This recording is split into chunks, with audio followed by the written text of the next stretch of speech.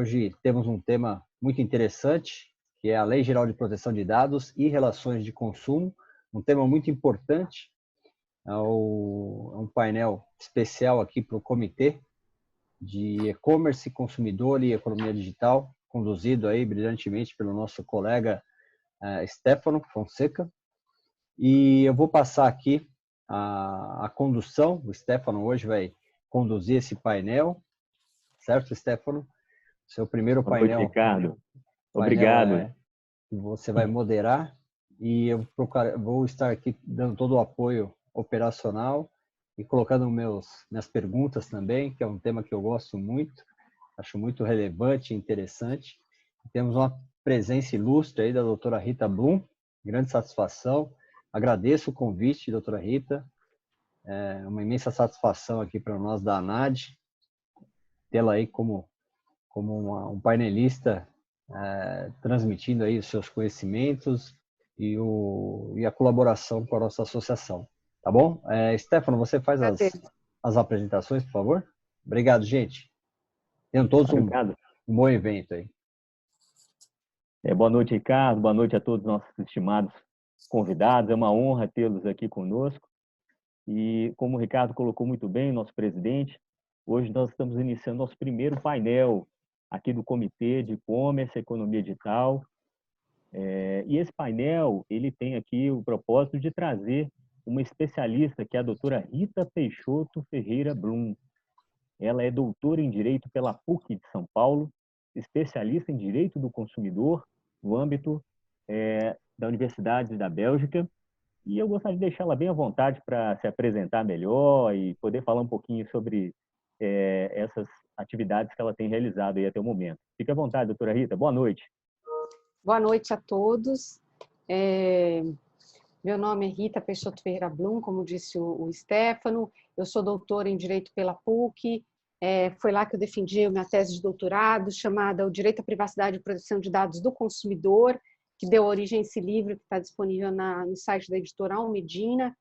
Então, eu já venho estudando esse tema desde 2010. No link da Almedina tem disponível o livro, inclusive na versão e-book. Como ele foi publicado em 2018, ele ainda falava do projeto de lei da LGPD, mas tem toda aquela parte de boas práticas em proteção de dados e GDPR que são pertinentes aqui para o tema em estudo. Também temos apoio nesse evento do Instituto Brasileiro de Direito e Ética Empresarial. Eu sou membro desse instituto, associada desde o ano passado, há um ano. Esse ano eu tive a felicidade de ser eleita para o Comitê de Ética. Então, o nosso tema aqui também tem a ver com ética, por isso eu pedi o apoio do IBDE. Então, devemos saldo aí alguns associados do IBDE que estão presentes aí nos acompanhando. E eu sou professora de pós-graduação, além de advogada em São Paulo, nos cursos da BBC, de LGPD, da FEA, USP, da ESA, sempre como professora na pós-graduação, né? Cursos de extensão, cursos de especialização, na FIAP, que é uma faculdade de Informática e Administração, e no LLM do IBMEC, na área de Compliance. Eu já venho ministrando cursos nessa área desde o ano passado, são cerca já, esse semestre vou dar início a mais 2 cursos, talvez 3, em algumas dessas instituições que eu citei. Então, já estou indo aí para o meu 14º curso nessa área. Então, a minha ideia de estar aqui, eu sou uma pessoa que milito na área de consumidor desde muito tempo, então, para mim, é importante compartilhar também esse conhecimento com advogados que lidam com e-commerce, tá? Eu também tenho uma certificação da Exim sobre LGPD, que eu tirei o ano passado, e por conta dessa publicação que eu mostrei para vocês, eu fui reconhecida em julho desse ano entre as 27 acadêmicas brasileiras com pesquisa relevante na área da regulação de tecnologia, tá? Aqui estão os meus dados de contato, meu e-mail, meu celular, e no final da apresentação eu deixei o QR Code para o LinkedIn, quem quiser me adicionar. Eu sempre faço posts sobre esse tema lá no LinkedIn. A cada 10 dias eu faço um post, então será uma satisfação ter contato com vocês também por esse canal.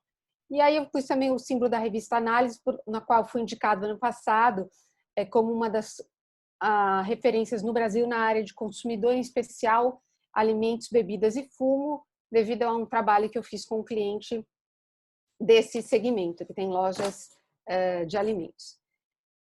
Agora, seguindo, o Stefano pode se apresentar um pouco do currículo dele. Também gostaria de agradecer o empenho dele, do Ricardo e do Marcelo, que logo vocês conhecerão.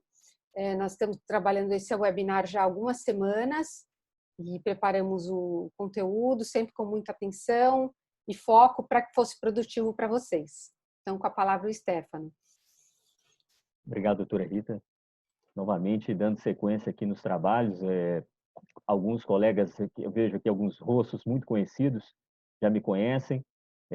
Meu nome é Stefano Fonseca, estarei aqui nesse evento como moderador, colaborando, como colocou bem a doutora Rita. Tem algumas skills também ligadas aí à LGPD, área de tecnologia da comunicação e informação, e nesse momento estou à frente aqui do comitê, dando todo o apoio ao nosso presidente Ricardo e demais importantíssimos e ilustres colegas da diretoria, para que nós possamos tornar a NAD e fortalecer esse comitê de maneira a agregar. Temos aqui, peço à doutora Rita que passe, por gentileza, a próxima página do Marcelo. Eu vou apresentá-lo, apesar dele ainda não ter conectado, né? Mas eu vou apresentá-lo aqui bem rapidamente. Se ele chegar no meio da apresentação, ele dá sequência. O Marcelo Fonseca é o nosso comentarista do dia, né, ou da noite, né? Pois nós já estamos aqui nas 19h13. Então, o Marcelo, ele é membro do nosso comitê, tivemos a honra, o privilégio de tê-lo conosco. Ele é advogado, também inscrito aí nos quadros da Ordem de São Paulo. Ele é pós-graduando em Direito Digital e LGPD pela Escola Brasileira de Direito e pós-graduado em Direito Empresarial pela FGV São Paulo. Ele é coautor de livros como Uma Arbitragem, Direito Imobiliário, palestrante e professor da OAB São Paulo, Cresce, membro das comissões internas aqui da ANAD, nossa, e também da Embradim, do Cresce de São Paulo, membro dos institutos da Associação Nacional dos Advogados de Direito Digital, aqui repetiu.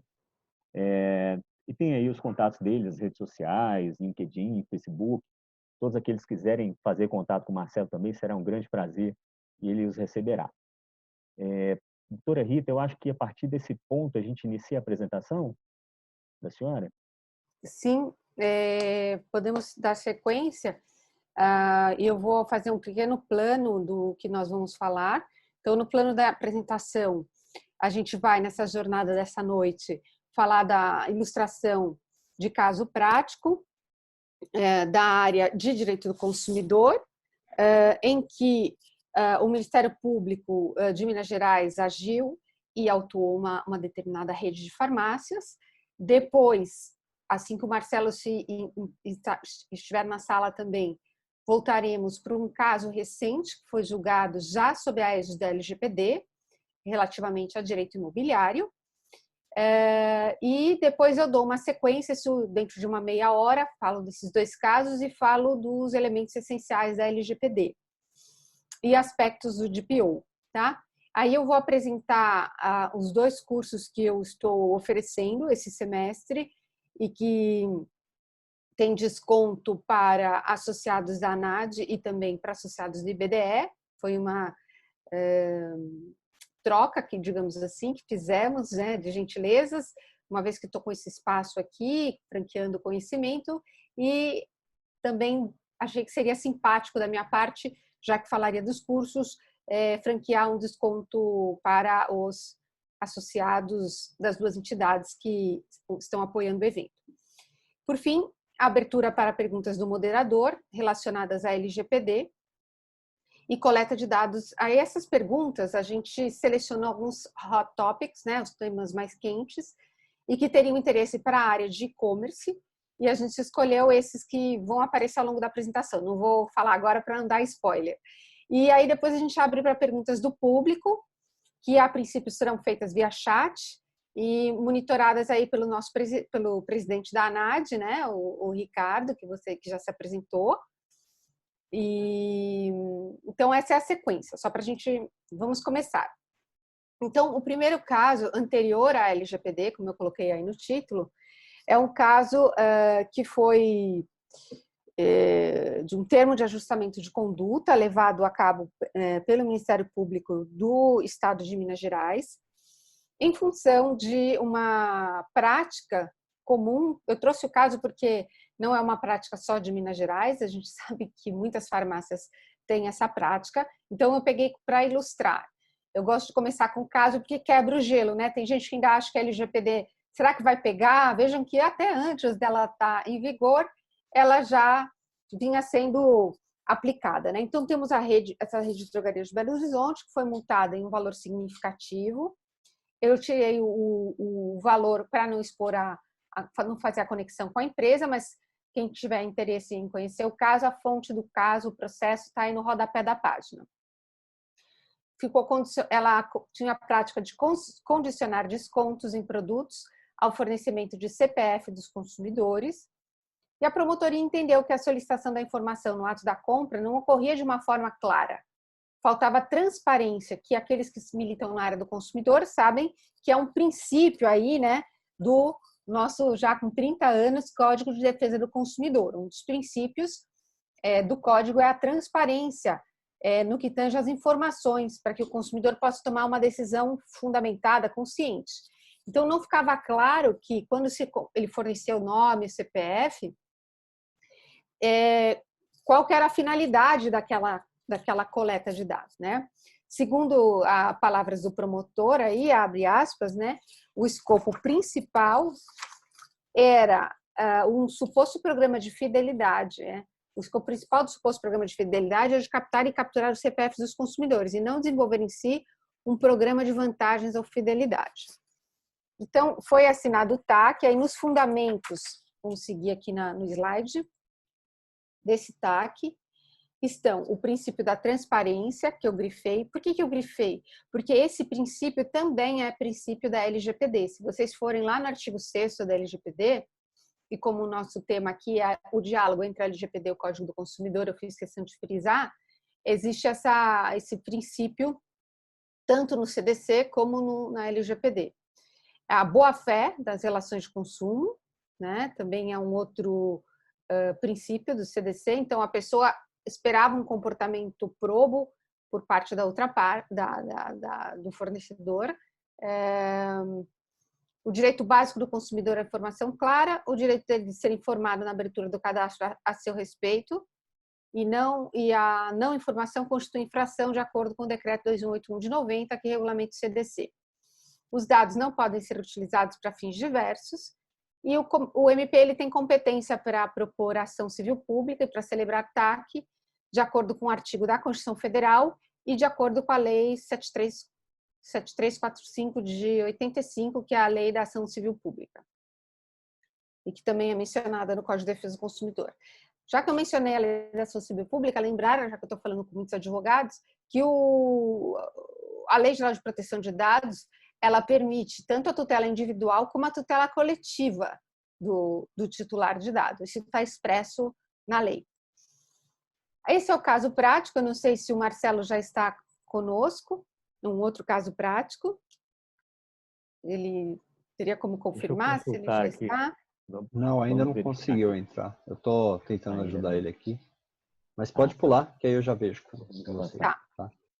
Então, vamos para a parte da lei e um resumo grande aí da lei. A lei ela tem aplicação em todo o território nacional, todo tratamento de dados de pessoas feitos no território nacional, em meios digitais ou não. Então, aqueles dados físicos também interessam, não são só os dados digitais. Quem tem que observar a lei? Quem tem que observar a lei são as pessoas físicas ou jurídicas que utilizem o dado profissionalmente, o dado pessoal. Então, essas pessoas jurídicas podem ser privadas ou públicas. A lei tem um capítulo específico destinado à aplicação da lei das regras de proteção de dados ao setor público, tá? Tem inclusive regras de sanção um pouco diferentes do ente privado em uma determinada situação. Quando a empresa pública está em regime de concorrência com a empresa privada, seguindo uma regra assim, normal, né, de concorrência, ela segue as regras da LGPD no geral, inclusive no que tange a sanções. Mas numa outra situação, quando ela exerce uma atividade essencialmente de caráter público, o regime é um pouco diferente, tá? Por conta do princípio federativo, e isso eu abordei num texto, depois eu posso passar a referência para vocês ao final, que foi recentemente publicado pela editora Cartilatam, numa obra de fôlego aí, que tem umas 500 páginas, sobre a LGPD, aspectos relevantes e controvertidos.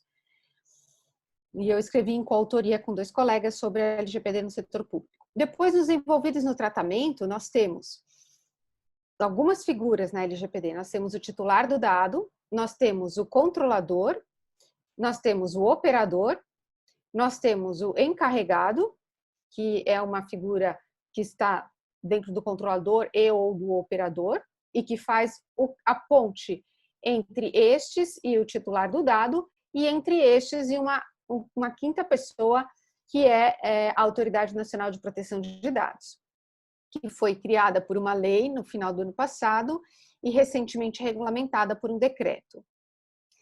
Essa Autoridade Nacional de Proteção de Dados, ela tem a função de aplicar as sanções previstas na lei, aquelas sanções da multa, pode determinar que a empresa pare de utilizar o banco de dados, até que corrija o problema.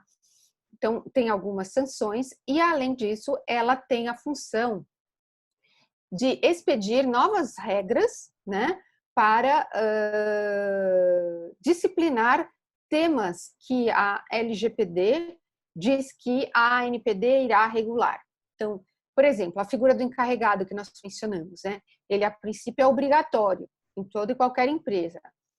Se você pegar a norma californiana de proteção de dados, empresas acima de um determinado faturamento são obrigadas a ter um responsável por proteção de dados na empresa, né? Aqui no Brasil não houve essa distinção no faturamento, mas a norma fala que a ANPD poderá disciplinar algumas situações em que empresas de um determinado porte não venham a ser obrigadas a ter esse encarregado, que alguns também chamam de Data Protection Officer, ou DPO, inspirados no Regulamento Geral Europeu de Proteção de Dados, que usa essa expressão quando designa esse nome em inglês. O encarregado é o nome português de Portugal, que nós também aproveitamos a mesma expressão e incorporamos aqui na nossa legislação, encarregado de proteção de dados. Como eu disse, a ANPD tem uma função aí fiscalizatória, além de regulatória, e na função fiscalizatória ela pode aplicar multas de até 2% do faturamento da empresa por evento. Então, como é por evento? Se eu tiver um incidente de vazamento agora em outubro e uma vez sanado, eu voltar a ter um incidente no ano que vem, para cada incidente poderá ser aplicada uma penalidade. A multa é uma delas, tá? Mas há um limite alto, mas há um limite de 50 milhões por evento.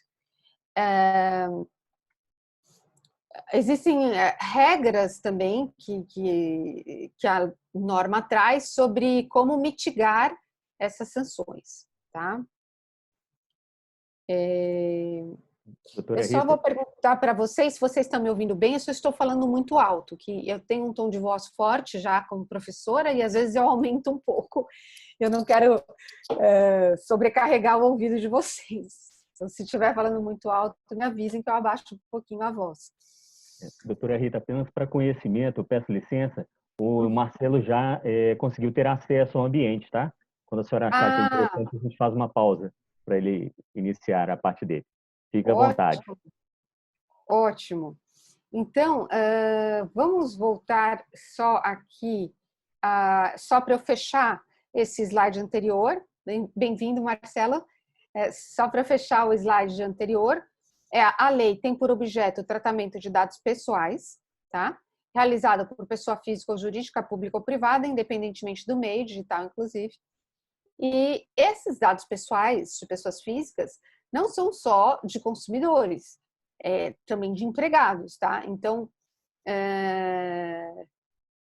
esse é um ponto já muito importante de atenção das empresas. Algumas empresas pensam, porque eu não tenho relacionamento com o consumidor final, eu não preciso me preocupar com a LGPD. Será? A lei não fala em consumidor, a lei fala em titular de dado. E a pessoa física, empregado, ela também é titular de um dado. E o departamento de RH de uma empresa tem uma série de dados. Dados de saúde, idade, números de integrantes da família, se a pessoa eventualmente é portadora de alguma deficiência. Ele precisa coletar vários dados por conta do social. Ele precisa de dados também para compartilhar com terceiros, para poder prover benefícios que estão no contrato de trabalho, quando, por exemplo, o contrato prevê um plano de saúde ou prevê o auxílio alimentação ou, melhor, o ticket de refeição, né?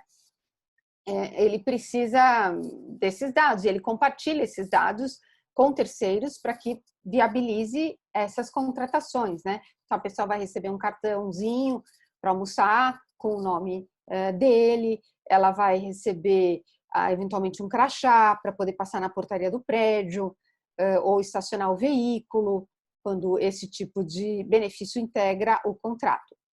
E um dos fundamentos da LGPD, lá no início da lei, está a defesa do consumidor, tá? Então, a defesa do consumidor, ela está muito próxima do tema da privacidade de dados e, em especial, porque quando você vai fazer uma ação de marketing, eventualmente você pode usar dados e esses dados têm um potencial de discriminar eventualmente um consumidor. Um é elegível, o outro não é. Então, você eventualmente pode coletar dados sem a clareza que o consumidor necessita. E é esse ponto que eu trouxe naquele caso prático da drogaria, tá? E que o Marcelo, que tem uma militância também na área contenciosa e imobiliária, né? Poderá complementar com o exame que ele fez de uma sentença recente. Também nesse caso, eu vou voltar aqui o slide para o caso e passar a palavra para o Marcelo. Marcelo, seja bem-vindo, boa noite. É um prazer te ter aqui conosco. Obrigado, doutora Rita. Eu estou falando alto, vocês não me responderam. Não, está ótimo. O áudio está bom, viu? Fica tranquilo. Tá bom, tá bom. Obrigado. Nada. Marcelo, você nos ouve?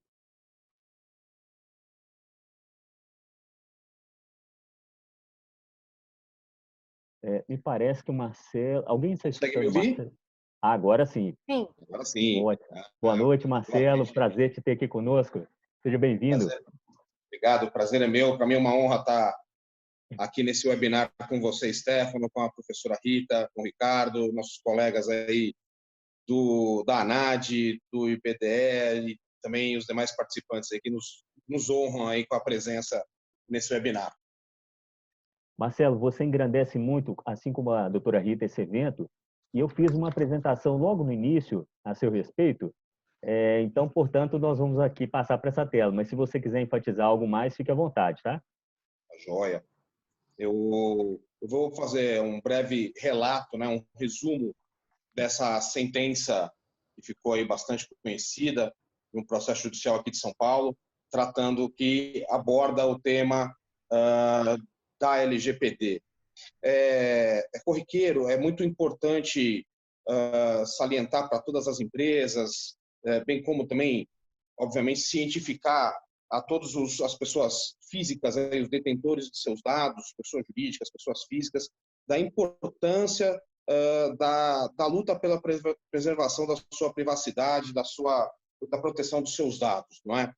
Essa sentença específica é do ramo imobiliário, é um costume bastante conhecido de mercado, não só no setor imobiliário, mas de uma forma muito clara do setor imobiliário, da utilização dos dados, da transmissão, da divulgação, da comercialização ou não de dados dos consumidores. No caso, em exame, nós tivemos os dados de um consumidor de uma unidade imobiliária que foram indevidamente acessados por terceiros. Como isso ocorre? É corriqueiro em determinados setores da economia, e quando você adquire um produto e você acaba preenchendo os seus dados num contrato ou até mesmo numa ficha de cadastro, que esses dados acabem, porventura, sendo comercializados ou disponibilizados. No caso específico, aqui no caso concreto, foi uma aquisição de unidade imobiliária que logo após essa aquisição, ainda no andamento das obras, os dados do consumidor foram disponibilizados para diversos fornecedores de produtos e serviços dos mais variados tipos, e ele começou a ter uma série de inconvenientes, de contatos que ele não solicitou para a aquisição desses produtos ou serviços. E esses contatos eram feitos sempre referenciando esta unidade imobiliária que ele havia adquirido. Então, era muito evidente, e ele comprovou isso no processo, que os seus dados haviam sido disponibilizados para os mais variados prestadores de serviço e comercializantes de produtos. A juíza, na sentença do processo, ela fez um diálogo entre as fontes, ela utilizou o artigo 45 da LGPD, que determina que aquilo que a LGPD eventualmente não prevê em específico, a legislação pertinente a determinado assunto, ela poderá ser aplicada. E aí ela fez um link entre o 45 da LGPD junto com o artigo 14, caput, parágrafo 1º do Código de Defesa do Consumidor, e fazendo com que a parte contrária fosse condenada por responsabilidade objetiva. Ela não observou a existência de exclusão de nenhuma das hipóteses do Código Civil de exclusão de responsabilidade civil e condenou a reparação por dano moral por ter essa disponibilização dos dados de forma não consentida pelo consumidor, haveria causado a ele uma série de inconvenientes dos mais variados tipos. Ele foi abordado das mais variadas formas, lembrando que isso é uma sentença de primeira instância, ou seja, não é um caso que foi já liquidado, que ele tem uma sentença transitada de julgado, certamente haverá um recurso, mas a sentença ela é bastante rica e bastante interessante, dada esse diálogo entre o Código do Consumidor e a Lei Geral de Proteção de Dados para a responsabilização objetiva da parte contrária, que era a parte detentora dos dados. No contrato firmado entre as partes, houve também aí uma quebra da relação jurídica, porque o contrato ele havia apenas uma cláusula relacionada a cadastro positivo, ou seja, a única forma consentida, permitida pelo consumidor de utilização de seus dados era para a inscrição no cadastro positivo. Todavia, os dados do consumidor eles foram transmitidos para terceiros e ocasionando aí essa ação judicial e, consequentemente, a responsabilização, dado a hipossuficiência do consumidor, dado ao descontrole que o consumidor não tinha dos seus dados, ele não tinha como controlar, ele simplesmente confiou. Houve uma quebra do dever de confiança, houve uma quebra do dever de informação, e ele conseguiu comprovar no processo, das mais variadas formas, por mensagens, correspondências eletrônicas, que os dados haviam sido disponibilizados, vez que esses fornecedores, eles quando entravam em contato com o consumidor, eles informavam: olha, estamos cientes que o senhor adquiriu tal unidade e ofertamos aqui o produto ou serviço. Obviamente, a parte contrária vai recorrer, porque isso faz parte do contencioso, não acredito que ela vá se conformar com a primeira sentença dada, mas é uma sentença bastante interessante para a leitura, para a análise desta questão de aplicabilidade do Código de Defesa do Consumidor, inclusive do artigo 14, caput, que não é corriqueiramente utilizado nas sentenças de demandas do consumidor, isso torna a causa bastante interessante para um estudo aí de case, né? Apesar dele, volto a ressaltar, ele não está com trânsito julgado, ele não terminou, a ação não foi ainda totalmente encerrada. O consumidor, dado que nós ainda não temos autoridade nacional de proteção de dados em vigor, em vigência, né, formada e atuando, essa autoridade também é uma autoridade administrativa, obviamente que o judiciário terá aí demandas relacionadas a casos similares, não só de um determinado setor, mas demonstrando a importância que as empresas devem dar à proteção de dados, à implantação de um sistema de proteção de dados, aos cuidados, à nomeação de um encarregado, comumente chamado de DPO, a importância para os profissionais do direito digital, como nós da Associação Nacional de Advogados de Direito Digital, advogados de direito eletrônico, de preservar as relações com os clientes. Todos os advogados de empresa devem deixar bastante claro a importância da implantação de sistemas de controle, nomeação do encarregado para a proteção e os cuidados com o vazamento dos dados, com a destruição futura dos dados quando for solicitado, com os dados sensíveis em determinados setores da economia, para evitar uma série de ações judiciais aí que vão provocar um abalo financeiro aí e um aumento do contencioso relacionado à proteção de dados. Marcelo, poderia mencionar também que houve uma sanção civil, não administrativa, na sentença, aí no item 9?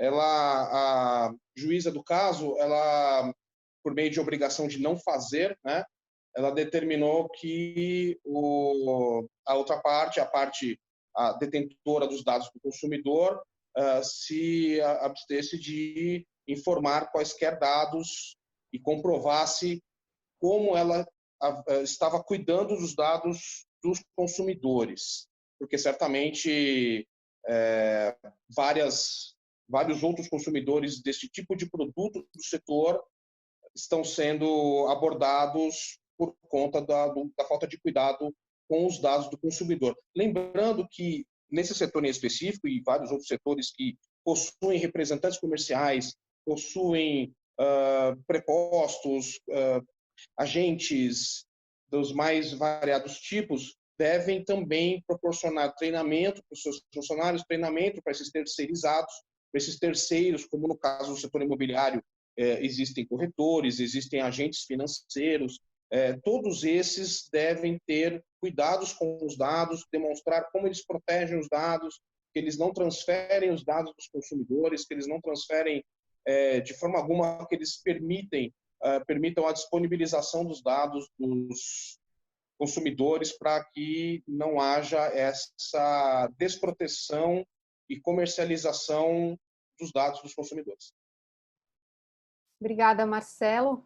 Essa sentença a gente analisou antes do cenário aqui do webinar. Como eu milito na área do consumidor há muitos anos, eu olhei 2 pontos interessantes aí da norma, da sentença, perdão. Um deles é essa utilização do caput do artigo 14, que, se me permitem ler, fala: os fornecedores de serviço respondem, independentemente da existência de culpa, por informações insuficientes ou inadequadas sobre sua fruição e risco. Então, a juíza aqui, usando do CDC também como embasamento, para mostrar que a falta de informação sobre como o dado seria utilizado é também objeto de reparação se causar dano, que foi o pleito do consumidor de que teria causado dano a ele, né? E um outro ponto que eu achei interessante da sentença, que eu pedi ao Marcelo e ele concordou em colocar aqui no slide: abster-se de repassar ou conceder dados a terceiros.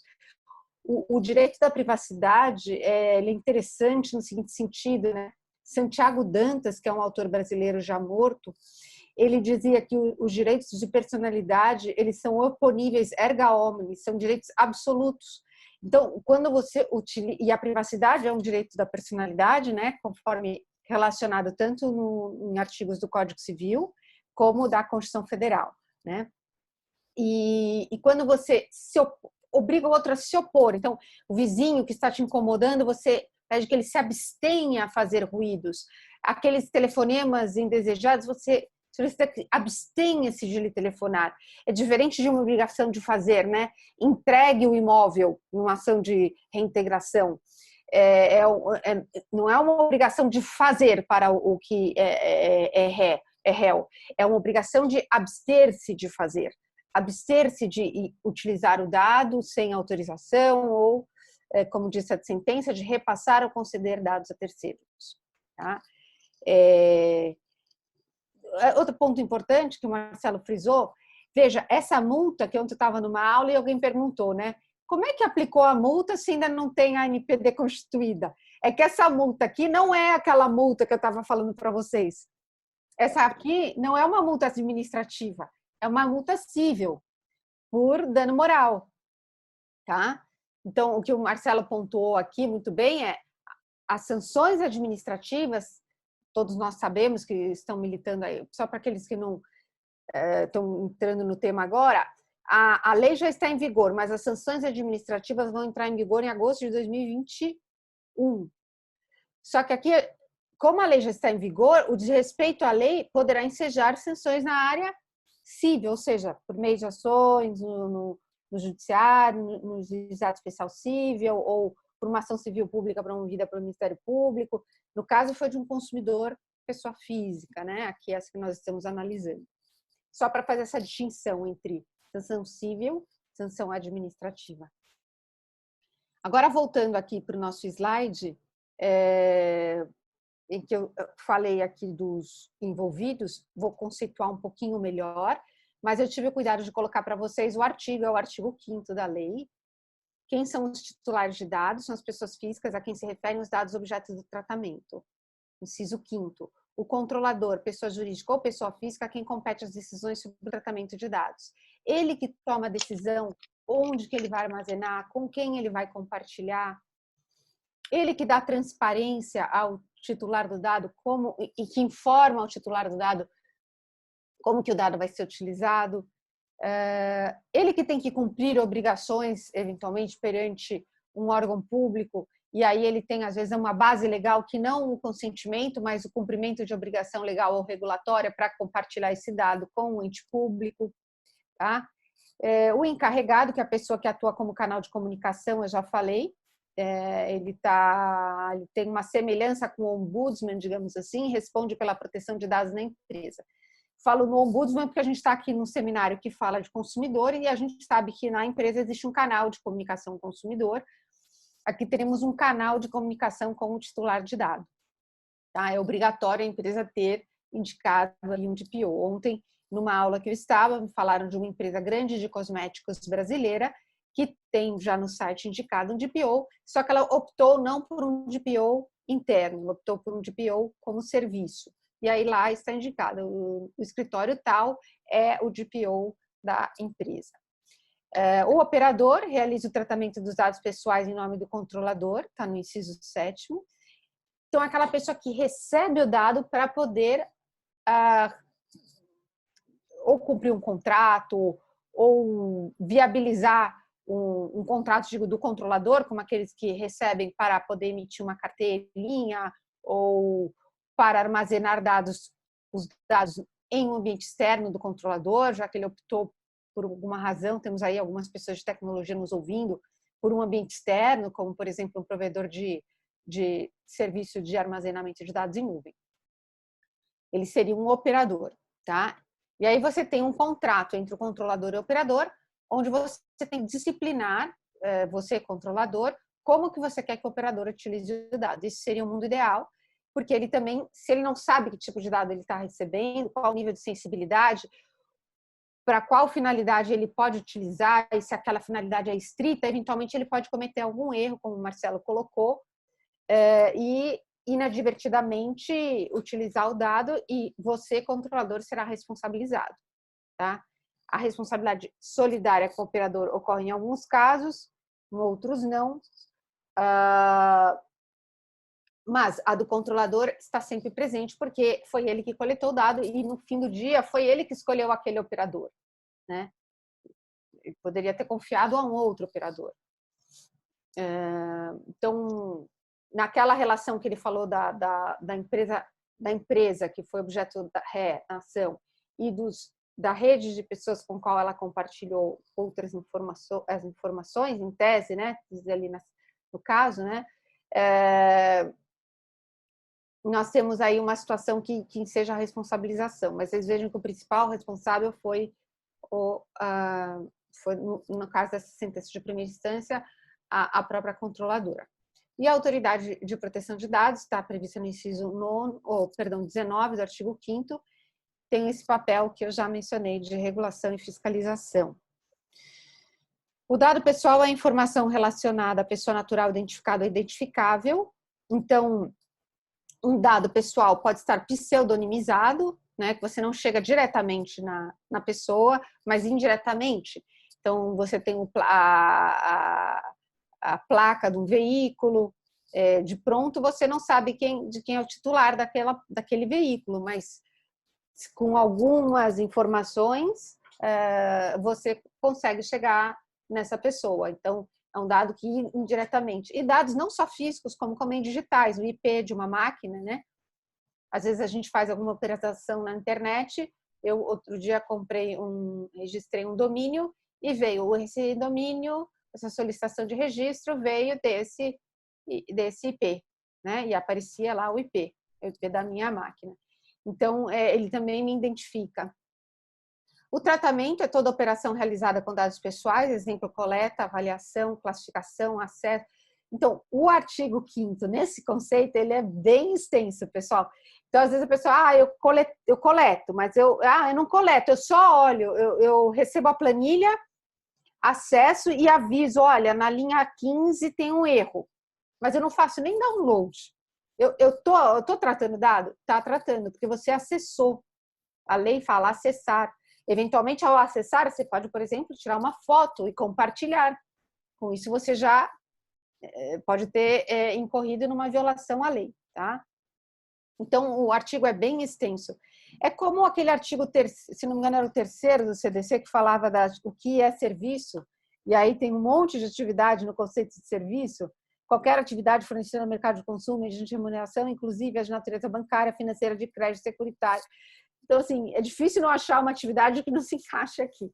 É difícil achar uma atividade que não se encaixe em tratamento. Se tem um verbo ligado ao dado, então é tratamento. E vamos seguir. Nós já tínhamos no CDC, no artigo 6º, os direitos básicos do consumidor.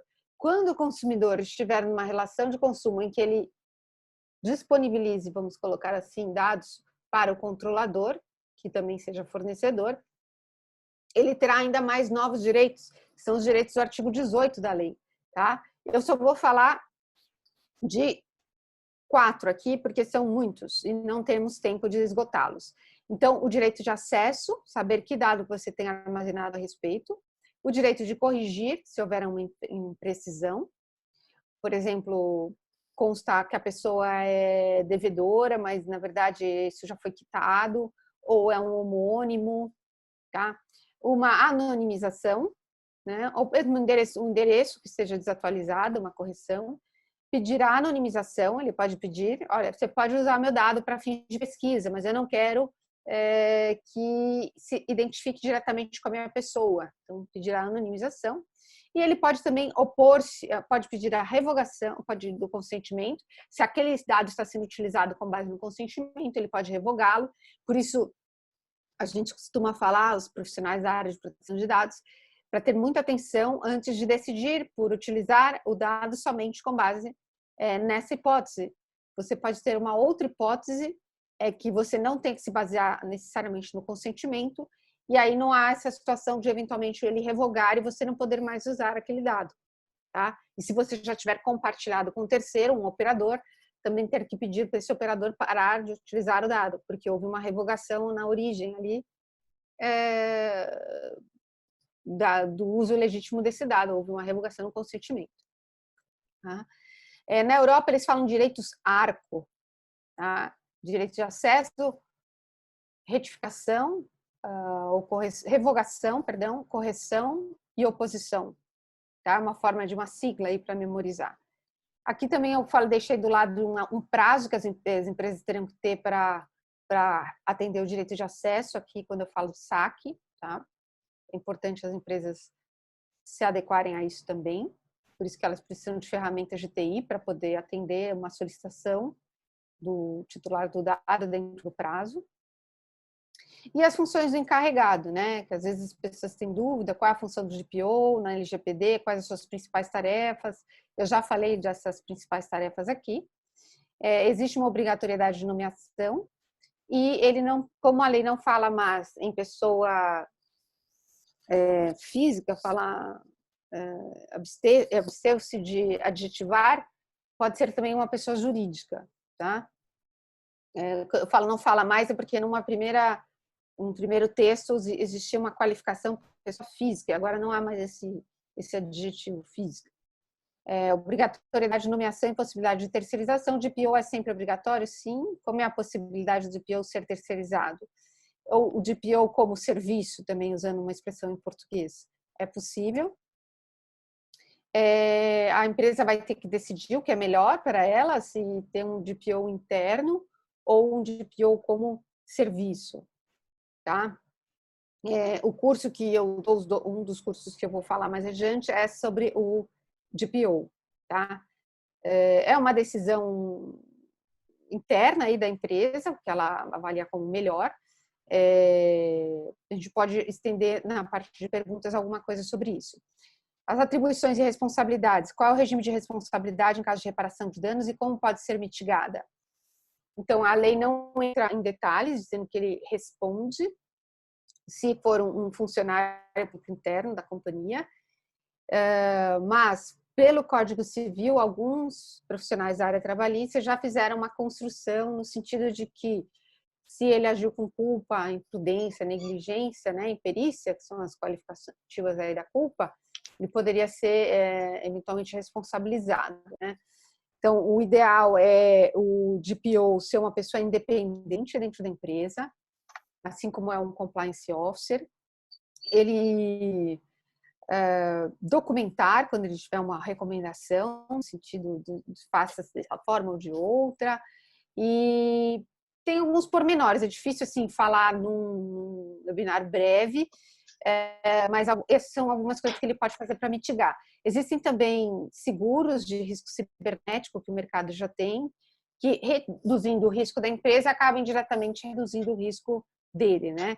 Não reduz o risco de ocorrência do problema, mas o risco financeiro e reputacional fica mitigado, porque esses seguros também dão apoio na hora do incidente a como tomar medidas que remediem isso. O curso, então, que eu desejo apresentar para vocês brevemente é o DPO na Faculdade de Economia e Administração da USP, é um curso de extensão. Como pré-requisito, a pessoa tem que ser graduada, pode ser de qualquer graduação, não precisa ser necessariamente de advogado ou de TI. Essa é a minha, lá de DPO, a primeira turma, nós já tivemos 2 de Lei Geral de Proteção de Dados, inclusive vi aqui uma das alunas do curso da segunda turma presente, nos prestigiando, muito obrigada. O DPO e o Programa de Proteção de Dados, porque, na verdade, se você tiver um programa de proteção de dados em place na empresa, fica mais tranquila a atividade do DPO, né? Então, a gente também traz no curso dicas de ferramentas de segurança e sigilo de dados, o conteúdo dos principais documentos, como políticas, formulários, essa tríade da segurança da informação, né, que é confidencialidade, integridade e disponibilidade. Então, você tem que preservar a segurança, ao mesmo tempo o dado tem que estar íntegro, inteiro, né? E ao mesmo tempo ele tem que estar disponível. Você não pode ser tão seguro que a hora que a empresa precisa do dado, ela não consegue acessar. Regras da ISO 27001 e 27002. E não só eu, mas 3 outros professores convidados integram o time. São palestrantes convidados, digamos assim. Eu sou a principal professora e eles são palestrantes convidados. A nossa carga horária é de 27 horas e um certificado de que concluiu o curso realizado na FEA. E o link para inscrição está aqui, é um link da USP, ou esse aqui embaixo. Eu posso disponibilizar depois também lá pelo LinkedIn, tá? Seguindo, o outro curso que eu vou dar também esse mês de novembro, aquele começa dia 3, esse começa dia 4, para aqueles que sejam da área de segurança da informação, da área financeira, e tenham interesse num curso geral de LGPD. Serão 5 encontros, começando no dia 4, tá? E é na Associação Brasileira de Bancos Comerciais. Esse é meu 8º curso como professora lá na Associação Brasileira de Bancos. Essa oferta, ela tem um voucherzinho aqui, um cupom RBloom 10 off, tem um desconto de 10% para aqueles que utilizarem esse meu cupom. Tá? Lá no LinkedIn também tá a arte, e aqui embaixo tá no portal da BBC, tem mais detalhes sobre o programa. Esse aqui eu esqueci de mencionar, tem desconto também de 10% para pagamento à vista, e no caso dos associados IBDE e ANAD, a coordenação do curso autorizou um desconto excepcional aí de os mesmos 10%, só que parcelado, tá? A possibilidade de parcelar. Vamos seguir, então. Muito obrigada pela atenção. Eu passo a palavra para o Stefano para as perguntas do moderador. Obrigado, professora Rita, por essa brilhante apresentação. Todos aqui, eu acredito que saímos dessa sua apresentação com muito mais enriquecidos com a noite de hoje, e foi muito bom para todos nós. Dando sequência aqui nas perguntas do moderador, a senhora pode, por gentileza, passar a página? Acredito que esteja na próxima. Perdão. Pois não. Isso. A nossa primeira pergunta, de acordo com a nossa programação, ela está no slide, não está? A questão é sobre esse título, né? Nós decidimos usar como título. Perdão. Deixa eu fazer, então, a pergunta aqui, perdão. Imagina! Bom, uma das primeiras perguntas aqui para nós, professora Rita, que precisamos ter essa oportunidade de ser um especialista aqui da nossa frente, é entender um pouquinho como é que o marketing digital e quais são aqueles principais pontos de atenção em relação ao LGPD nas relações de consumo. A senhora pode elucidar para a gente essa pergunta? No marketing digital ou nessa possibilidade de coletar dados em sites públicos? Você quer que eu aborde primeiro? Pode ser a segunda opção. Fique à vontade. Pode seguir essa ordem. Do marketing digital? O que for melhor. Fique à vontade. Sim. Eu vou falar primeiro desse, se me permite, que tem link com o caso que o Marcelo expôs. Pode ser? Sem dúvida. Claro. Fique à vontade. Perfeitamente. E aí, na sequência, a gente já fala dos pontos de atenção do marketing digital, que é uma ótima pergunta também, Stefano. Essa aqui, desde que a lei, ela tem uma previsão expressa no artigo 7º, né, dentre as hipóteses de tratamento de dado, quando esse tiver sido tornado público pelo próprio titular. Parágrafo 4º do artigo 7º. É dispensada a exigência do consentimento previsto no caput desse artigo. O que é o caput? O caput fala que para tratar dado, né, existe a necessidade uma das hipóteses é o consentimento, tá? Artigo 7º, o tratamento de dados pessoais somente poderá ser realizado nas seguintes hipóteses. Aí o inciso 1º diz, mediante fornecimento de consentimento pelo titular.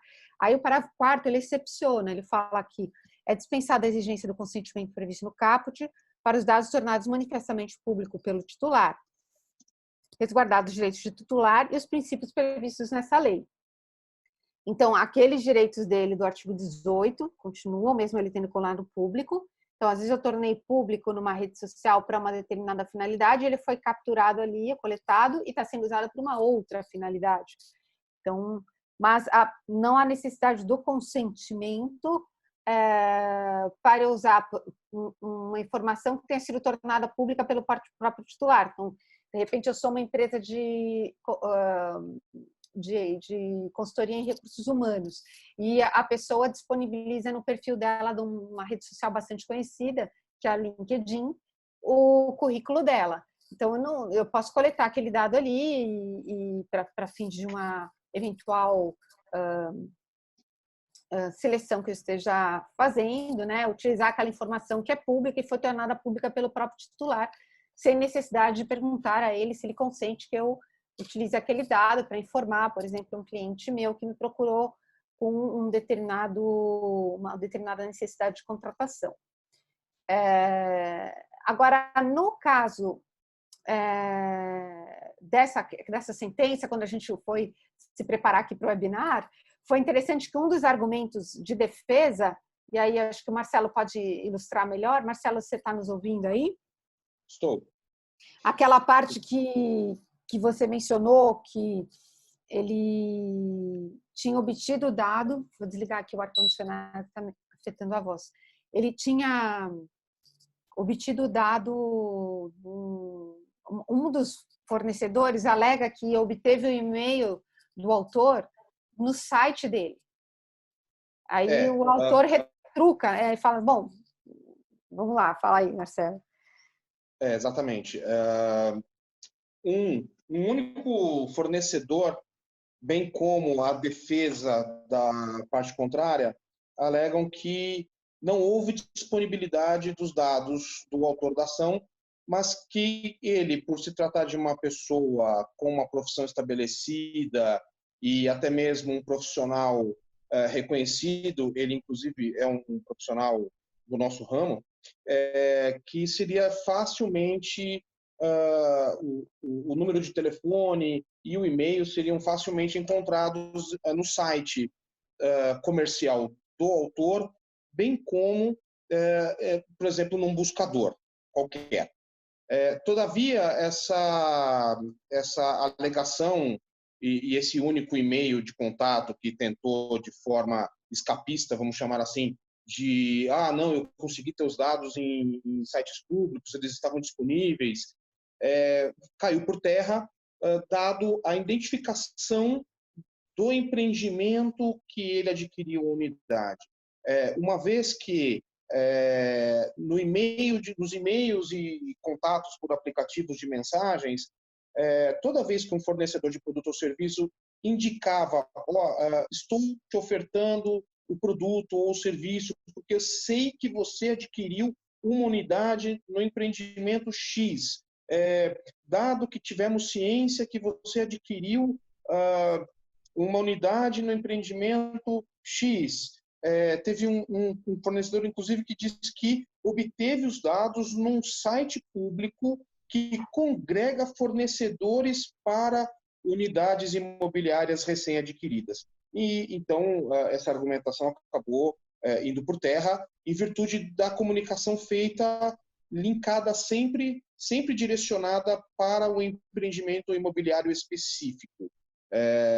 Então, assim, realmente não tem como alegar, e daí até veio a Astrinte, né, como a senhora professora bem disse, não é uma sanção de cunho administrativo, é uma sanção civil, é uma sanção, é uma Astrinte processual.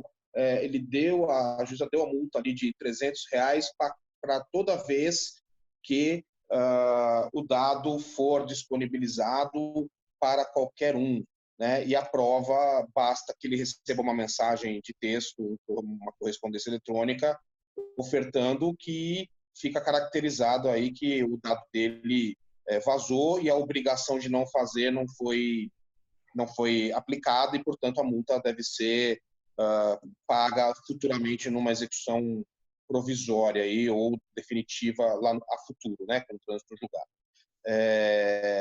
Então, essa questão da captura por site público, nesse caso, ela não se comprovou, né? Existem alguns julgados em que um provedor, uma rede social, acaba sendo, enfim, responsabilizado, não com base na LGPD, mas agora com a LGPD em vigor, eu acredito que também haja essa aplicabilidade, com relação a dados que não deveriam estar disponíveis, não devem ficar disponíveis e acabam sendo disponibilizados. Tá. Agora, Inclusive, eu tive Pois não, Marcelo? eu ia perguntar se eu estava gritando agora. Não, tá bom. Você me lembrou um caso que um aluno expôs no meu curso na FEA, LGPD1. Ele é advogado, sócio no escritório, e ele faz a parte de consultoria, né? E o pessoal do contencioso chegou para ele com a seguinte situação: nós temos aqui uma ação em que a outra parte pegou os dados do nosso cliente na rede social e está querendo utilizar e colocou no processo como prova. E ele pode fazer isso. E aí ele olhou que no perfil da pessoa, do cliente do escritório, havia um filtro de privacidade e aquela pessoa que juntou aquela informação não estava linkada entre as que poderiam ter acesso. Então, com base nessa informação, eles peticionaram e o juiz autorizou que aquela prova não fosse considerada no processo, uma vez que não foi obtida apesar de estar no site público, mas não era para aquela pessoa ter tido acesso àquela informação. Então, assim, existe dispositivo na lei. Eu já também participei de uma banca de mestrado que a pessoa que defendeu a tese, a mestranda, que tirou 10 com louvor, inclusive, ela trouxe alguns julgados na área de família de informações que são utilizadas a partir de sites públicos, né? Mas aí não é LGPD, é só ilustrando, né? O caso que o Marcelo trouxe é mais ilustra melhor, porque é um caso exatamente da área do consumidor, né? Também na área trabalhista eu já vi o juiz aceitando a prova objeto de site, mas enfim, tem essa previsão na lei, mas ela não é tão ampla assim, se nós vermos que os sites podem ter políticas, podem ter regras, e também você tem que usar para o fim que a pessoa publicizou. Ela publicizou para uma determinada finalidade, e se a empresa estiver usando para uma outra, ela pode estar incorrendo aqui numa violação à lei, tá? Mas o fato é que tem essa previsão na lei, a possibilidade de usar dados que estejam em sites públicos. Agora, indo para a segunda pergunta, que é do marketing digital, marketing digital, alguns pontos de atenção, né? A coisa do opt-in, né, que eu coloquei aqui. Então, você tem que dar alternativa ao consumidor se ele quer que a partir daquele cadastro se utilize os dados para outras finalidades. Então, que além daquele cadastro para o qual ele fez, a possibilidade dele se manifestar. Não pode já estar clicado lá o xizinho no lugar e ele ter que fazer o opt-out, né? O opt-in. Outro ponto de atenção, a lei fala que quando você for condicionar o uso do dado para um determinado serviço, que a gente sabe que na internet tem muito serviço gratuito, né? Mas esse gratuito requer, às vezes, uma contrapartida que é o fornecimento de dados. Então, por exemplo, você quer ler uma notícia e para você continuar lendo, você tem que se cadastrar.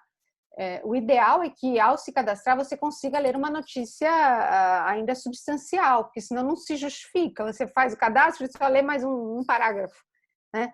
Então, a lei fala que quando a empresa condicionar o fornecimento de dados a recusa do consumidor, tem que ser explicitada. Se você não fornecer, qual é a consequência? Então, esse é um outro ponto aí do marketing. Os dados passados que a empresa já tem. É interessante, em algumas circunstâncias, fazer uma ação. Outro dia eu soube por um cliente que um banco o convidou, um banco de investimento, para participar de uma palestra. Em contrapartida, ele,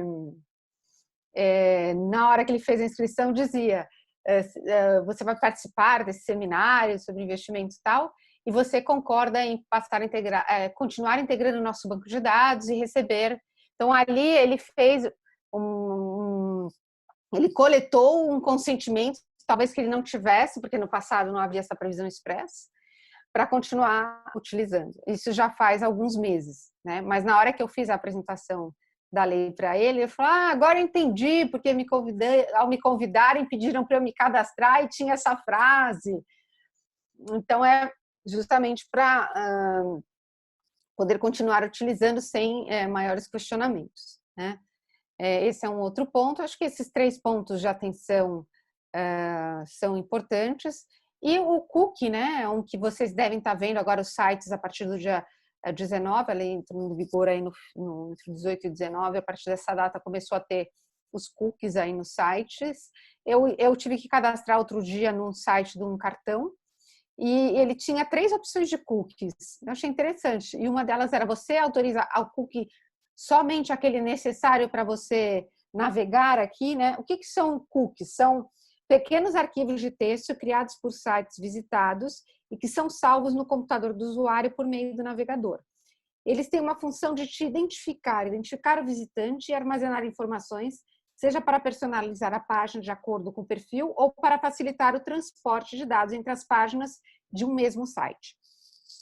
Então, o cookie per se, ele não é ruim, ele facilita. Às vezes a gente vai se cadastrar e já vem, ele já identifica o nosso nome, já abre a parte para a nossa senha, já, às vezes já entra no nosso último pedido, ou a gente deixou o pedido inacabado. O cookie ele tem essa função de facilitar a navegação no site. Só que ele também pode ser usado para outras finalidades.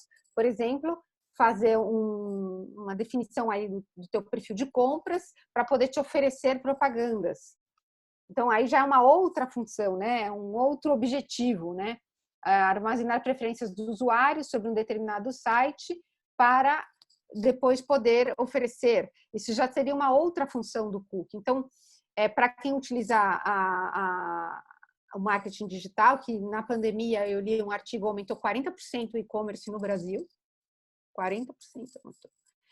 E então o pessoal está tendo que se ajustar também à LGPD. Tá? Eu vou seguir aqui com outros pontos de atenção aí no marketing, treinamentos de parceiros, como assessoria de imprensa ou relações públicas, nos cuidados com newsletter, para endereçar para aqueles que tenham algum tipo de relacionamento prévio com a empresa, porque o consumidor também pode exigir que você informe aonde que ele conseguiu o dado. Isso não era uma coisa que se tinha tão claro. Agora, na LGPD, é um direito dele, a origem, né? Faça o possível para que eles também estejam em conformidade com a LGPD, que é aquela coisa dos parceiros, né? O operador para o qual você compartilhou. Dados cadastrais dos targets, centralizados e sem acesso por diversas pessoas.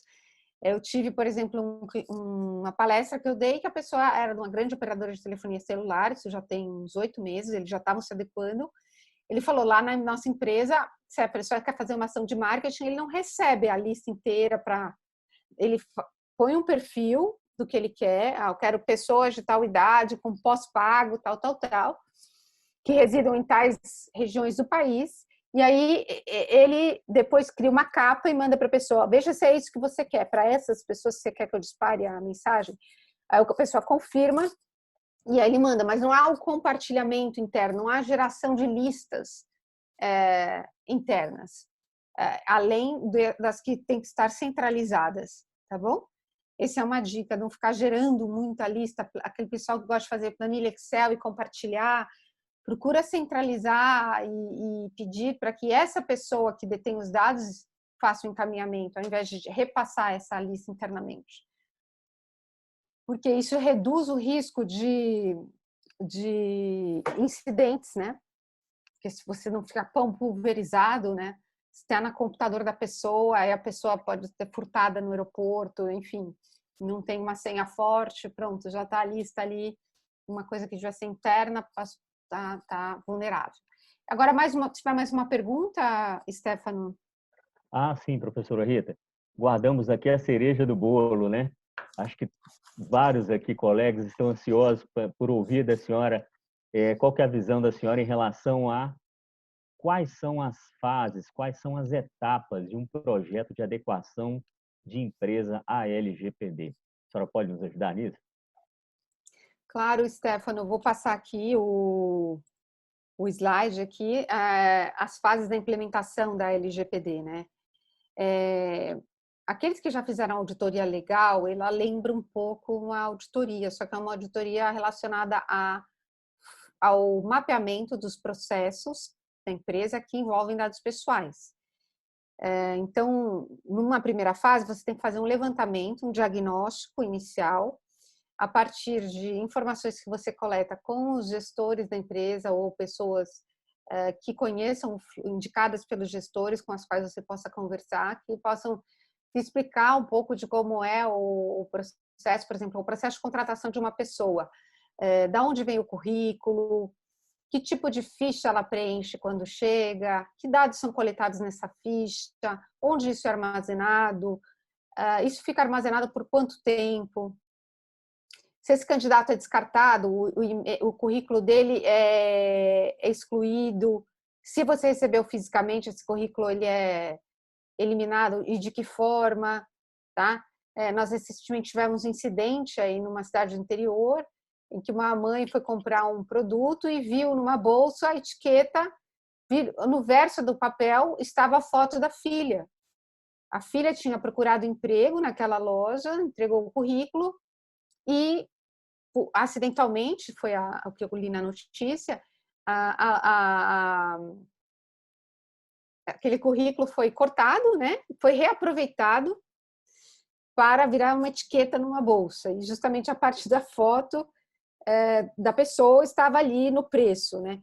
Então, isso é independente se foi acidente ou não, você tem aí um incidente, né? Porque o currículo foi confiado à empresa, a empresa também tem um comportamento de boa-fé em relação ao candidato, e não poderia ter utilizado para uma outra finalidade, ainda que acidentalmente, né? Outro ponto é levantar os contratos estratégicos com esses operadores com os quais você compartilha, né? Então, aqueles benefícios de ticket, plano de saúde, olhar as cláusulas do contrato, ver se ao menos você não consegue, às vezes por ser um contrato de adesão, modificar, procurar saber como a empresa está, isso você pode, né, armazenando esses dados, se é de uma forma segura, e se você entender que não, você pode até descontinuar se ela não quiser se adequar às suas exigências para um outro prestador, né, obviamente seguindo as regras de rescisão que sejam previstas no contrato. Depois da fase de avaliação de gaps, você, uma vez com essa massa de informações, você tem que analisar, puxa, aqui está usando dados sem consentimento, ou puxa, aqui tem a base legal, mas não está parametrizado por quanto tempo fica armazenado. Pela legislação, poderia ficar só tantos anos e está há mais tempo. Enfim, você mapeia uma série de inconsistências, como você faz no relatório de due diligence, né, de auditoria legal, e apresenta isso para o cliente. Aí o cliente verifica já com sugestões de solução, né? Que hoje em dia ninguém quer só o problema, a pessoa quer o problema com a solução. Se me pagou para dizer que eu não tinha, então fiquei na mesma, né? Eu sabia que eu tinha problema, eu já sabia, por isso que eu te contratei. Então, estou fazendo uma brincadeira aqui, mas você tem que vir com a solução, que é um plano de ação para a correção dessas deficiências. Normalmente, o projeto envolve também um parceiro de tecnologia, quando a empresa não tem um TI interno que possa fazer essa parte, para fazer o suporte nessa parte de segurança da informação, que é tão importante. Depois, se o Ricardo quiser dar uma palavrinha sobre isso, que eu sei que é a área dele também, para ficar à vontade. E com isso eu passo para as perguntas do público, porque nós já estamos a 10 minutos, já estamos aqui a 10 minutos do nosso final, né? Nossa proposta era 1h30 de exposição, e é sempre bom receber aí as perguntas do público, tá? Então, me coloco à disposição, assim como os demais painelistas. Muito obrigada pela atenção. Estávamos com 114 pessoas, eu vi aqui até o momento, então, uma audiência excelente. Muito obrigada pelo tempo de vocês e fico à disposição. Professora Rita, brilhantou a nossa noite. Queremos agradecer muito a atenção e todo esse trabalho maravilhoso que a senhora proporcionou para nós aqui. O Ricardo vai dar uma contribuição para a gente, né, Ricardo? É isso? Sim. Bom, na verdade, eu vou até pegar aqui uma pergunta que é bem pertinente aqui com relação a esse assunto, que é do André Antunes. Ele perguntou: o controlador precisa do consentimento do consumidor para o envio dos seus dados para a empresa de cobrança? Doutora Rita, se puder explanar um pouquinho sobre, que acredito que esteja diretamente ligado ao artigo 7º, acredito, né? É uma ótima pergunta. Veja, o controlador, ele tem algumas hipóteses de tratamento de dados, tá? Uhum. Se a gente olhar, eu não vou estudar aqui a fundo na frente de vocês, Sim, porque sim. é um pouco complicado, mas assim, de bate-pronto, o que eu diria é, o artigo 7º, ele traz algumas hipóteses, né? Exercício regular de um direito. O exercício regular do direito é uma hipótese. E o Código de Defesa do Consumidor, desde 1990, já regula a possibilidade de envio, por exemplo, do dado negativo daquele consumidor que não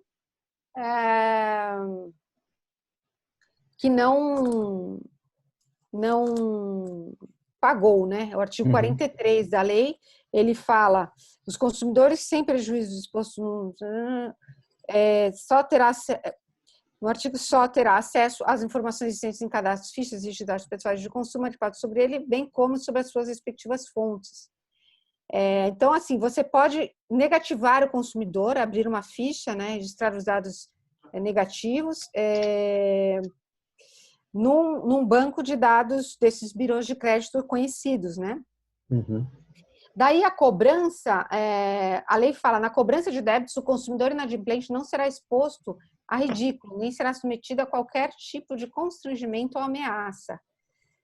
O consumidor cobrado quantia de dívidas tem direito a respectivo indébito por valor igual ao dobro do que pagou em excesso. Olha, ótima pergunta do colega, hein? Não tinha ainda refletido sobre esse ângulo. Eu tinha refletido bastante, inclusive na minha tese de doutorado, sobre o 43. Mas eu entendo que é oportuno colocar, por exemplo, no contrato que ele tem, que o consumidor está ciente da possibilidade, não é que é com consentimento, que faz parte do legítimo interesse dele para poder exercer os direitos dele no contrato, no caso de inadimplemento, poder se valer de um terceiro para cobrança do valor em aberto. Eu acho interessante consignar, para não ficar aquela dúvida. Eu não estou pedindo consentimento, eu estou dando lacuna, transparência, né? a ele. Mas você está dando transparência de que existe essa possibilidade. Então, se também ele não quiser correr esse risco, ele que seja adimplente, tá? Sim. É um dos pontos. Eu acho que faz sentido, tá? É uma questão muito interessante quando conversamos sobre essa parte de cobrança, porque envolve muitos direitos, né? Não só dos consumidores, mas também das empresas. E eu até estava dando uma olhada esses dias, nós temos também o inciso 9 do artigo 7º da LGPD, e também quando necessário para atender aos interesses legítimos do controlador ou de terceiro. Então, do controlador seria realmente a empresa detentora deste crédito ou da cobrança. Então, acredito que nós podemos fazer, não sei, a minha visão, né, doutora? Acho que pode que o artigo 10, o artigo 10 fala que o legítimo interesse do controlador somente poderá fundamentar tratamento de dados pessoais para finalidades legítimas, considerando a partir de situações concretas. Então, tem que olhar o caso. Sim, se de fato, vamos supor, é um consórcio, você precisa que todos sejam adimplentes para poder fechar o valor no fim do mês. Sim. Então, assim, não posso pensar só naquele titular, eu tenho que pensar nos outros, considerando a lógica daquele contrato. Terceiros, né? Faz sentido que eu possa cobrá-los de uma forma mais enérgica, né? Para poder, no fim do dia, ter o valor para poder dar aquela carta de crédito para o contemplado poder exercer o direito dele. Então, é uma regra daquele contrato, da natureza daquele contrato. Aí eu vejo a possibilidade do uso do legítimo interesse. Eu mesmo usei a expressão legítimo interesse, Ricardo. Sim. Só que eu usei também o exercício regular do direito. Eu usaria também o exercício regular do direito. Os dois, você foi emprestado comigo, eu tenho direito de fazer valer o meu direito de receber.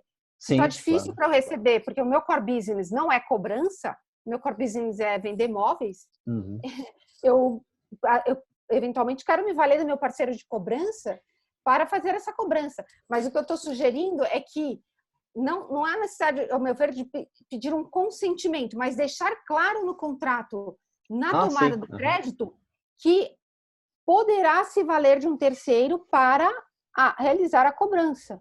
Então, foi dada transparência para ele, né?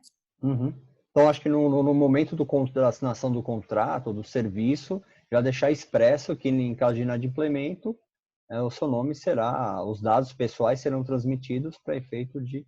Acredito que hoje, em virtude dessas normativas, deixar muito mais claro, né? Não que, teoricamente, pode ser até uma coisa óbvia para nós da área de direito, mas para o mundo do consumo acaba tendo essas dúvidas, né? Transparência, né? Também pelo princípio da transparência. O princípio da transparência, isso, o princípio da transparência. Professora Rita, só pegando um gancho no comentário do Ricardo, eu sei que nós estamos aqui alongando as horas, mas nós temos um fundamento ali no artigo 2º da Lei Geral de Proteção de Dados, e a sua resposta foi muito interessante, porque dentre os fundamentos da lei, ela fala sobre o desenvolvimento econômico das empresas, que também tem sustentação na própria Constituição Federal, né? Por que desse comentário? Existe uma visão de que apenas os titulares têm direitos e que as empresas não têm direito. E como tanto a senhora como o Ricardo colocaram, muito pelo contrário, a lei não veio para enrijecer os negócios ou para travar o andamento dos negócios, né?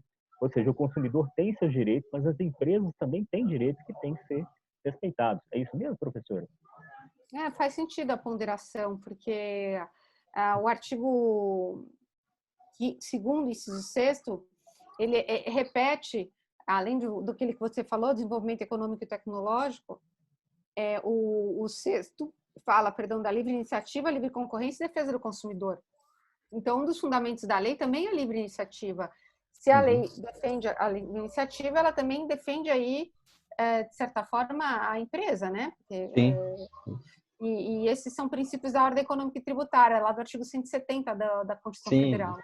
Exatamente. E a livre iniciativa, se eu não me engano, ela também está nos primeiros artigos da Constituição Federal, como um dos fundamentos da República. Constitucionais, exatamente. Obrigado, da República. É interessantíssimo isso, porque o que eu sempre procuro falar para os nossos clientes é que realmente a LGPD está se demonstrando uma excelente oportunidade para as empresas se mostrarem comprometidas com o consumidor e separar realmente as más empresas, que existem muitas aplicações no seu dia a dia, né, dos produtos e serviços, da comercialização, de forma que prejudicam muitos.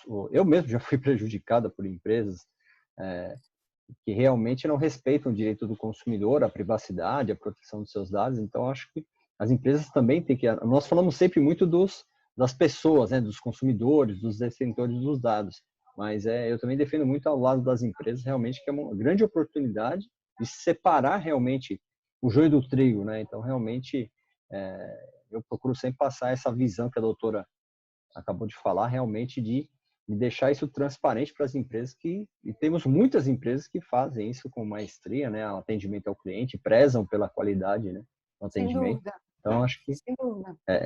eu acho que só queria frisar isso, porque é uma coisa que a gente sempre fala muito do detentor dos dados, mas a gente esquece um pouquinho das empresas, as empresas que realmente trabalham corretamente, né? Então, acho que da minha parte, eu só queria fazer essa colocação. Não vi outra pergunta. Deixa eu ver aqui da Patrícia. A Patrícia Zanon. Mas como é o contrato de adesão?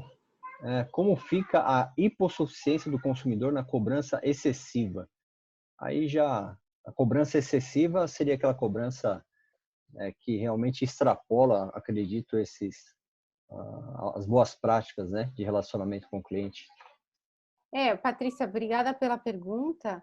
O que eu notei só, que eu quis frisar, é que, assim, a regra de negativar o consumidor já está prevista no Código do Consumidor.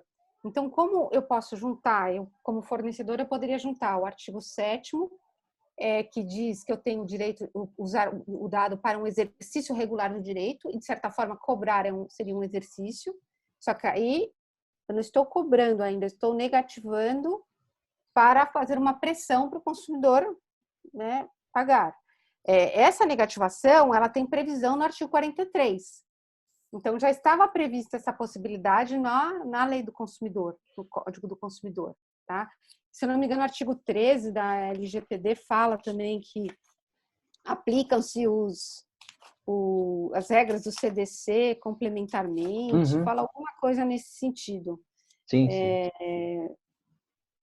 Não é o 13, é um outro artigo, mas há essa previsão expressa na Lei Geral de Proteção de Dados. Sim, que ele respeita as leis respeita complementares, as leis do consumidor.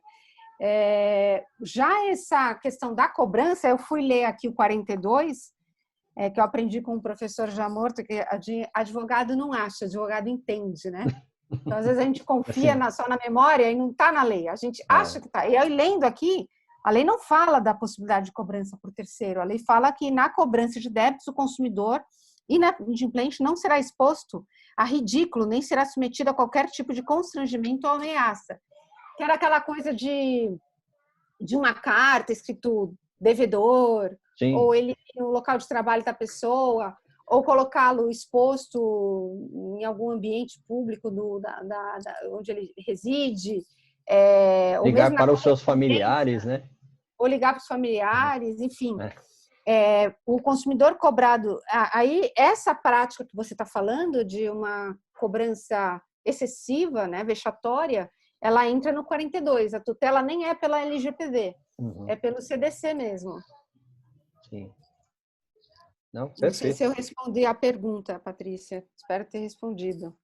Sim. Muito obrigada. Não, mas legal. Acho que, por enquanto, são só essas perguntas. Mais alguma colocação, Stefano?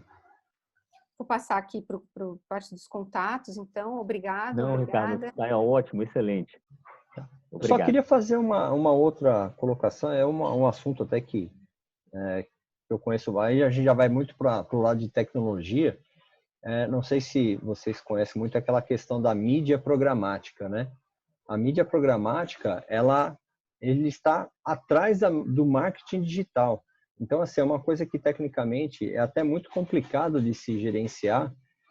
E além dos cookies, muito se fala em cookies e IPs, mas nós temos muitos rastreamentos onde eles cruzam informações de redes sociais.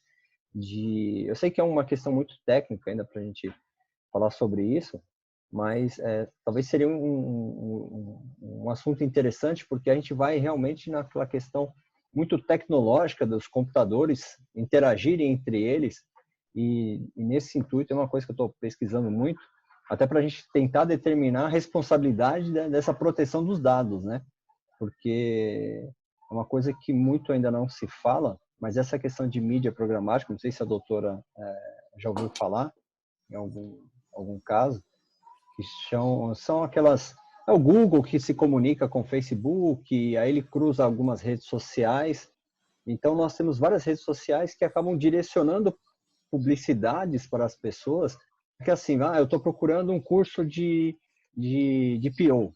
Aí eu acho o curso da doutora Rita, mas sem ter procurado alguma coisa específica da doutora Rita, mas ele já, então, a partir de alguns critérios de busca, que eu acho que isso ofende ainda, acaba sendo até mais abusivo em termos de, você recebe propaganda que você não pediu, você acaba sendo direcionado para sites que você não pediu, então é uma proteção de dados que eu acredito que no futuro tem que se pensar muito mais, acho que, além desse IP e cookie só, né? É porque é uma questão técnica bem complicada, mas acho que as pessoas ainda não estão tratando muito, né, nesse sentido. Não sei se... Até eu estou estudando bastante nessa questão de tentar rastreamento, mas eu acredito que a proteção de dados, o controlador seriam talvez essas redes sociais, por exemplo, Facebook, Google, que eles são os detentores desses rastreamentos, né? Porque a pessoa que está fazendo o anúncio, basicamente, ela colocou lá. Agora, o Google e o Facebook que estão jogando as publicidades, né? Não sei se é um assunto a gente pode parar e pensar sobre isso. É mais uma questão, uma provocação. Eu acho que a professora está pensando, não sei se ela vai se posicionar, deixa ela tomar a frente da resposta. Não, é que eu evito, por uma questão da minha jornada aí como professora, eu evito usar nome de empresas, porque eu não sei exatamente, eu sei, Ricardo, eu entendo a sua colocação, que existe de fato uma preocupação muito grande com as empresas que detêm uma quantidade grande de dados. Inclusive, existe um direito novo que está aflorando na Europa, que é o direito da concorrência em face das grandes empresas que cuidam, armazenam dados. Né? Até que ponto o fato de elas terem tantos dados em suas mãos não chega a dar um diferencial competitivo que pode inibir a concorrência, né? Esse é um ponto que está se discutindo por isso que se fala que os dados são o novo petróleo, né? Sim. Então esse é um ponto. Agora, independente do nome que foi citado aqui de empresas, o que existe, que é uma prática que é sabida, quando você faz uma pesquisa na internet, o computador armazena alguns dados da sua, como eu disse aqui, do seu percurso de busca. Tá? E sem você saber, até recentemente, ele, em cima daquelas informações e de provavelmente um algoritmo que organiza esses dados, ele te oferta um produto na próxima vez que você acessa o computador, parecido com o que você pesquisou ou até que você adquiriu, né?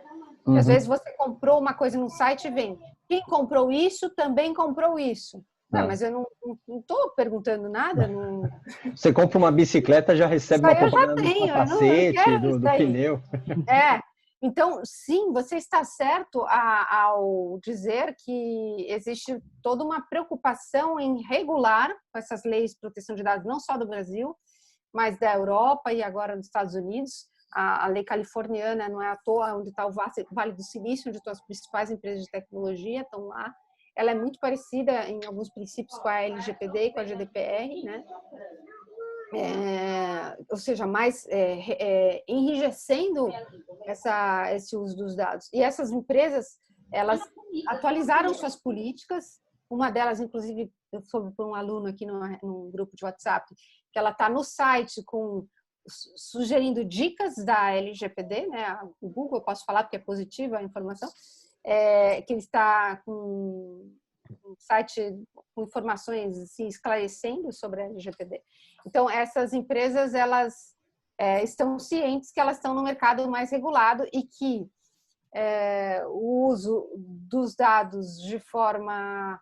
Porque a ideia qual que é da lei? É que o consumidor ele quer ter um pouco mais de controle sobre as informações que são armazenadas sobre ele, certo? Imagina no limite uma pessoa que acessa um site íntimo, coisas íntimas, e aí ele volta no computador dele e ele acessa esse mesmo site, só que está com alguém da família do lado. E aí começa a vir propaganda desse assunto. Começa a aparecer. Não seria constrangedor para ele? Sim. Eu acho que sim, porque afinal as outras pessoas não precisavam saber, e ele não estava acessando aquilo naquele momento. Sim. É lógico que eu nunca vi esse caso na prática acontecer, mas da mesma forma que acontece com colheres de silicone para quem comprou panelas de Tefal, eventualmente pode ocorrer para quem acessou o site novo, esse site novo. Sim. E isso seria constrangedor, então já violaria o direito da privacidade da pessoa. Né? Sim. Então, e por que a ética, e voltando agora para o IBDE um pouco, porque a ética tem a ver com o bem comum, em pensar no outro, a empatia para com o outro. Puxa, eu quero vender meu produto, mas será que fazendo assim eu não estou também abusando, usando uma palavra que a Paula usou, excessiva, ela usou uma expressão para cobrança. Né? Foi uma cobrança... Hipossuficiência. A hipossuficiência da pessoa, porque você não sabe o quanto as informações estão sendo coletadas, né? E cruzadas, né, um perfil, e vinha te oferecer alguma coisa, né?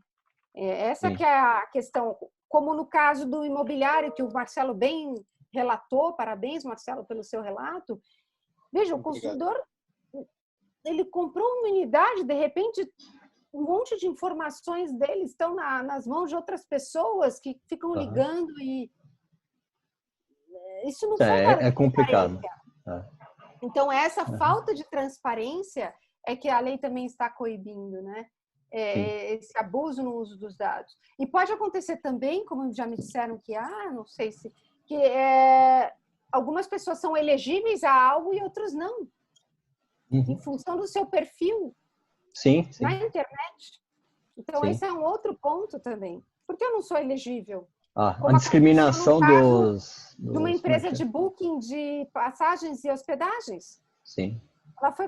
Ela teve uma sanção judicial nesse sentido, porque ela usava da geolocalização. Se você está no Brasil, você recebe uma oferta de produto de um quarto no hotel num outro país, diferente do consumidor que está na Argentina. Por quê? Não deveria ser o mesmo valor? Sim. Né? Deveria. Mas por que é mais caro? É uma pessoa que vai comer, vai usar o banheiro, vai dormir, vai sujar lençol igual. Por que tem que ser mais caro se eu estou no Brasil ou se eu estou na Argentina? E a pessoa não sabe disso, que está sendo usado o dado geolocacional dela para uma definição de preço. Então, é esse tipo de controle maior por parte do titular do dado, né? Que a lei visa regular, né? Ela vem... ela tem esse lado ético também, ao meu ver. Sim. A ética é a base de tudo, né? Principalmente relações do consumidor, né, doutor? Sim.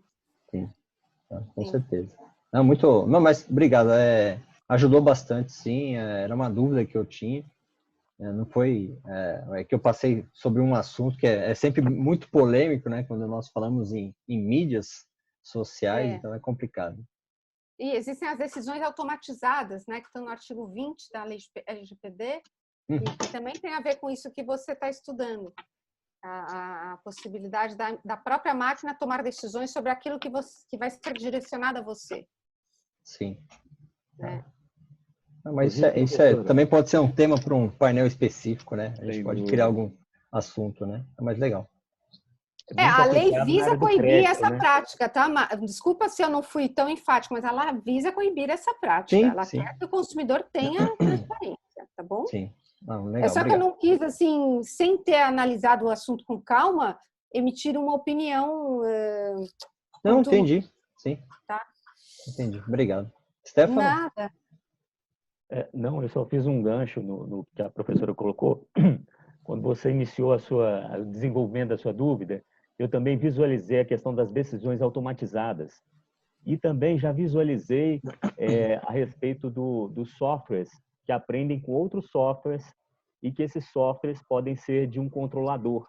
Eu não sei se era mais ou menos aí que você estava caminhando para a sua dúvida, né? Sim, então, quer dizer, é o direito da personalidade da máquina, a máquina talvez teria uma responsabilidade, ou é o controlador que tem programadores, que tem terceiros que estão à frente dessa máquina, mas a máquina tomou uma decisão, não foi o controlador. Então, quer dizer, um tema muito interessante, muito bem lembrado, e que certamente fará parte de algum painel aí futuro nosso, com certeza. Sim, é mais legal. Mais legal, da minha parte é isso mesmo. Pode conduzir aí, Stefano, fica à vontade. Ô, Ricardo, gostaria muito de agradecer aqui a todos os nossos participantes, convidados. Gostaria de agradecer, em especial, à professora Rita Blum, pela sua disponibilidade, por ter participado conosco e tratado esses temas com tanto cuidado, com tanta preocupação.